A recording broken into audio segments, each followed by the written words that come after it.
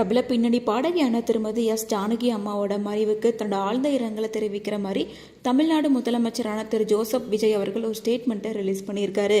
அதில் அவர் என்ன சொல்லியிருக்காருன்னா, இந்திய திரையுலகில் தன்னோட தனித்துவமான குரலால் பல முறை இதயங்களை வென்றிருக்க பழம்பெரும் பின்னணி பாடகி திருமதி ஜானகி அம்மாவோட மறைவு மிகுந்த வேதனை அளிக்குது.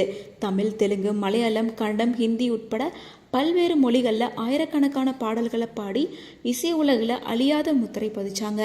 பல முறை தேசிய விருதுகள் உட்பட்ட எண்ணற்ற உரிய விருதுகளை பெற்ற அவர் இன்னைக்கு இனிமையான குரல் மூலமாகவும் உணர்வுகளை வெளிப்படுத்துகிற அபார திறன் மற்றும் இசைக்காக தன்னோட அர்ப்பணிப்பை ரசிகர்கள் மனதில் என்னைக்குமே நிலைச்சிருப்பாங்க.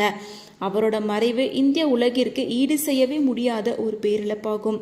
அவரோட பிரிவால் வாடுற குடும்பத்துக்கும், திரையுலகினருக்கும், இசைக்கலைஞர்களுக்கும் மற்றும் உலகம் முழுசும் இருக்க அவங்களோட ரசிகர்களுக்கும் என்னோட ஆழ்ந்த இரங்கலையும் அனுதாபத்தையும் தெரிவிச்சுக்கிறேன்.